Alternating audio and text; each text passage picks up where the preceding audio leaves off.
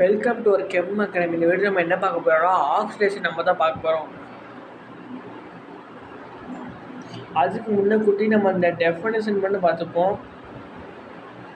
இந்த டெஃபினேஷன் என்ன சொல்கிறாங்கன்னா, it is defined as the imaginary charge left on the atom.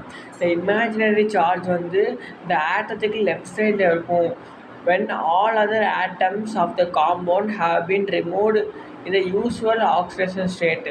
இந்த எல்லா ஆட்டம்ஸும் the compounds have been removed.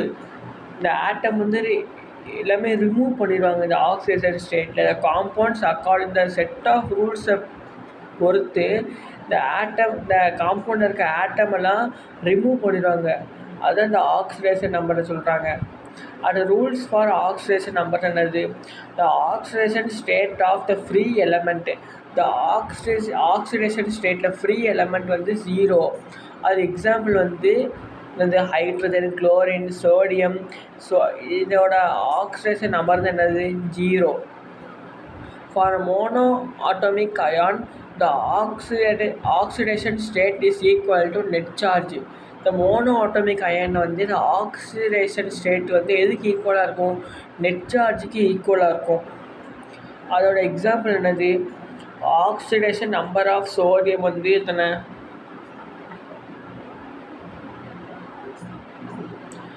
சோடியத்துக்கு இப்போ எத்தனை இருக்குது? Na+ஆ?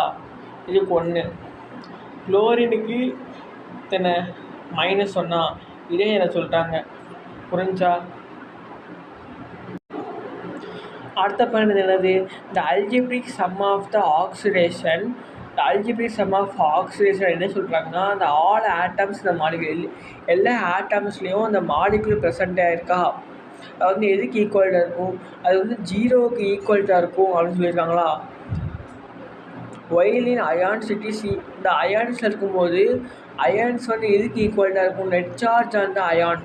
த அல்ஜிப்ரிக் சம் ஆஃப் ஆக்சிடேஷன் வந்து எல்லா ஆட்டமும் மாலிகுல்ஸை வந்து 0க்கு ஈக்குவலாக இருக்கும். அயான்ஸில் இருக்கும்போது நெட் சார்ஜில் ஈக்குவலாக இருக்கும்.